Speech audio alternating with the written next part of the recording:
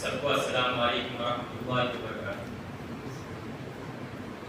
نحمده ونستعینه ونستغفره ونؤمن به ونتوکل علیہ ونعوذ باللہ من شرور انفسنا ومن سیئات اعمالنا، من يهد الله فلا مضل له ومن يضلل فلا هادي له، ونشهد ان لا اله الا الله وحده لا شريك له ولا نظير له ولا وزير له ولا مثل له ولا مشير له، وقال الله تبارك وتعالى في القرآن المجيد والفرقان الحميد: وأعوذ بالله من الشيطان الرجيم، بسم الله الرحمن الرحيم.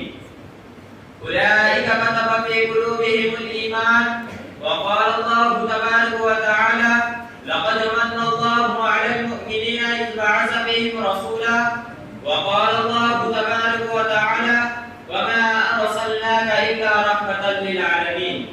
وقال النبي صلى الله عليه وسلم: أعطوا الأجير أجره قبل أن يجف عرقه. صدق الله العظيم. کتاب فطرت کی سرے ورق پہ جو نام احمد رقم نہ ہوتا، کتاب فطرت کی سرے ورق پہ جو نام احمد رقم نہ ہوتا، تو نقش ہستی ابھر نہ سکتی، وجود لوح و قلم نہ ہوتا۔ محترم حاضرین جلسہ، مشفق اساتذہ اکرام اور میرے علم سفر کے ساتھیوں اور میرے بھائیوں اور بزرگوں دوستوں، آج کے اس باوقار اجلاس میں میں آپ حضرات کے سامنے سیرت طیبہ صلی اللہ علیہ وسلم پر لب کشائی کرنے کی جسارت کر رہا ہوں۔ میرے دوستو، میں نے آپ حضرات کے سامنے قرآن پاک کی وہ آیت پڑھی جس میں رب ذوالجلال نے ارشاد فرمایا کہ اے پیغمبر، تم سارے جہانوں کے لیے رحمت للعالمین ہو۔ میرے دوستو، ایک آدمی مزدور ہے، جب حضور صلی اللہ علیہ وسلم دنیا میں تشریف نہیں لائے تھے تو وہ سارا دن مزدوری کرتا تھا، 10 دن مزدوری کرتا تھا، مہینے گزر جاتے تھے، سال گزر جاتے تھے، لیکن اس کو مزدوری نہیں ملتی تھی۔ وہ دکھ میں مبتلا رہتا تھا، پریشانیوں میں مبتلا رہتا تھا، لیکن اسے کچھ نہ ملتا تھا۔ اس کے لیے کوئی ضابطہ نہیں تھا، کوئی دستور نہیں تھا، کوئی کتاب نہیں تھی، کوئی منصور نہیں تھا، لیکن میرے پیغمبر صلی اللہ علیہ وسلم نے فرمایا کہ اجر اجرہ قبل ان یجف عرقہ، کہ مزدور کا پسینہ خشک ہونے سے پہلے اس کی مزدوری ادا کر دی جائے۔ وما ارسلناک الا رحمۃ للعالمین، کہ میرا پیغمبر مزدوروں کے لیے بھی رحمت بن کر آیا ہے۔ میرے دوستو، میرا پیغمبر مزدوروں کے لیے رحمت بن کر نہیں، اس کسان کے لیے بھی رحمت بن کر آیا ہے۔ جس کسان نے بنجر زمین کو آباد کیا وہ اس کا مالک نہیں تھا، لیکن میرے پیغمبر صلی اللہ علیہ وسلم نے فرمایا جو اس بنجر زمین کو آباد کرے گا وہ اس کا مالک بن جائے گا۔ گویا کہ میرا پیغمبر اس بنجر زمین کو آباد کرنے والے کے لیے رحمت بن کر آیا ہے۔ میرا پیغمبر اس جانور کے لیے بھی رحمت بن کر آیا ہے جو اونٹ اپنے مالک کی شکایت میرے پیغمبر صلی اللہ علیہ وسلم کے پاس لے گیا۔ پیغمبر صلی اللہ علیہ وسلم کے چوکٹ پر سر جھکا کر شکایت کرتا رہا۔ لوگوں نے کہا یا رسول اللہ یہ کیا کہتا ہے؟ رسول اللہ نے فرمایا حضرت ابراہیم علیہ السلام میرے پاس آئے تھے، انہوں نے بتایا کہ اپنے مالک کی شکایت کر رہا ہے کہ اس کا مالک اس کو چارہ کم ڈالتا ہے اور کام زیادہ لیتا ہے۔ تو پیغمبر صلی اللہ علیہ وسلم نے اس کے مالک کو بلایا اور کہا کہ اس کو چارہ زیادہ ڈالا کرو اور کام تھوڑا لیا کرو۔ تو میرا پیغمبر جانوروں کے لیے بھی رحمت بن کر آیا ہے۔ وما ارسلناک الا رحمۃ للعالمین۔ میرے دوستو، حضور صلی اللہ علیہ وسلم کے آنے سے پہلے دنیا کے اندر عورت کے عزت کا کوئی قانون نہیں تھا۔ جب عورت کے مخصوص ایام آتے تو لوگ عورتوں کو جنگلوں میں باندھ لاتے۔ اگر عورت ماں ہوتی تو کوئی قدر نہ تھی، بیٹی ہوتی تو کوئی قدر نہ تھی، بہن ہوتی تو کوئی قدر نہ تھی، لیکن میرے پیغمبر صلی اللہ علیہ وسلم نے دنیا میں آنے کے بعد اسلام میں عورتوں کا سر اونچا کر دیا، عورتوں کو بلند کر دیا، عورتوں کو بلند کر دیا، عورتوں کو 4 حدیثیں دے دی۔ اگر عورت تیری بیٹی ہے تو تیری عزت ہے، اگر عورت تیری بہن ہے تو تیری آبرو ہے، اگر عورت تیری بیوی ہے تو اس کا خرچہ تیرے ذمہ پہ واجب ہے، اگر عورت تیری ماں ہے تو اس کے قدموں کے نیچے جنت ہے۔ وما ارسلناک الا رحمۃ للعالمین، کہ میرا پیغمبر سارے کائنات کے لیے رحمت بن کر آیا ہے۔ عورتوں کے لیے رحمت بن کر آیا ہے، بچوں کے لیے رحمت بن کر آیا ہے۔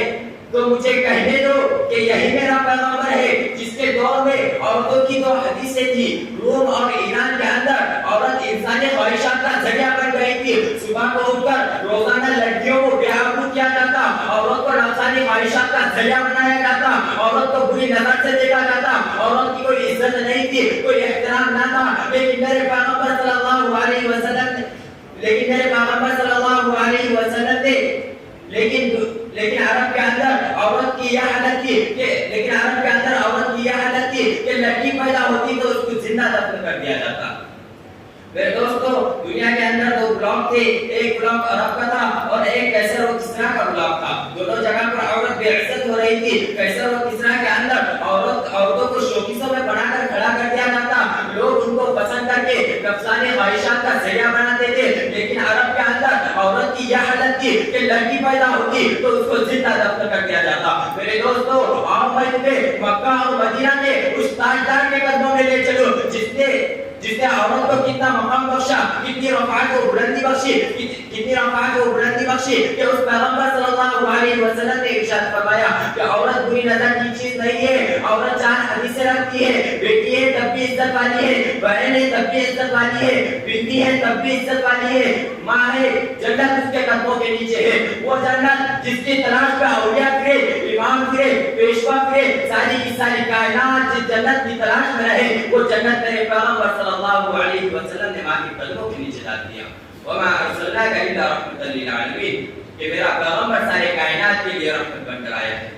میرے دوستو, یہ میرے پیغمبر صلی اللہ علیہ وسلم کا ایک عجیب واقعہ ہے جسے اصحاب السیر میں نقل کیا گیا ہے کہ میرے پیغمبر صلی اللہ علیہ وسلم کے گھر میں ایک عورت آتی ہے, اس کے پاس دو چھوٹی چھوٹی بچیاں ہیں, ایک بچی اس کے گود میں ہے, ایک بچی کو انگلی پکڑ کر لے آتی ہے. حضرت عائشہ گھر میں موجود ہے. جب حضرت عائشہ نے اس عورت کو دیکھا کہ اس کے پاس دو چھوٹی چھوٹی بچیاں ہیں, ایک بچی اس کے گود میں ہے اور ایک بچی کو انگلی پکڑ کر لے آ رہی ہے, اور اس کے چہرے سے افلاس ٹپک رہا ہے, بھوک ٹپک رہی ہے, پریشانی ٹپک رہی ہے. سیدہ عائشہ صدیقہ رضی اللہ تعالی عنہا نے فرمایا کہ اے بہن کیا ہوا؟ وہ عورت رو کر کہتی ہے کہ میرا خاوند میدان جنگ میں شہید ہو چکا ہے, میرے پاس کمانے والا کوئی نہیں, میرے پاس لانے والا کوئی نہیں, میں ان بچیوں کو کہاں سے کھلاؤں؟ یہ کہہ کر وہ عورت رونے لگی, وہ بچیاں بھی رونے لگی. حضرت عائشہ فرماتی ہے کہ اے بہن ہوا کیا؟ وہ عورت رو کر کہتی ہے کہ 7 دن ہو چکے, نہ ان بچیوں نے کچھ کھایا ہے نہ میں نے کچھ کھایا ہے.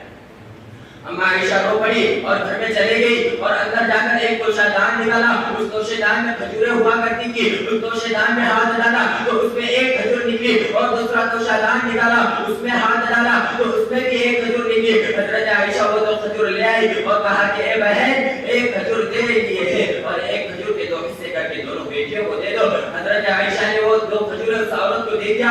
اس عورت نے ایک کھجور ایک بیٹی کو دے دی اور ایک دوسری کھجور دوسرے بیٹی کو دے دیا, اور خود نے کچھ نہ کھایا. وہ بیٹیاں کھجوروں پر ایسے جمتے کہ کہیں عرصے کے بھوکے ہیں. حضرت عائشہ نے دیکھا کہ اس عورت نے اب بھی کچھ نہیں کھایا, تو حضرت عائشہ پھر گھر میں چلے گئی اور پورے گھر میں ڈھونڈا, پورے گھر میں تلاش کیا تو ایک ڈوری کے اندر ایک کھجور ملی. حضرت عائشہ وہ کھجور لے آئی اور کہا کہ اے بہن یہ کھجور تیرے لیے ہے, اب یہ کھجور تیرے لیے ہے.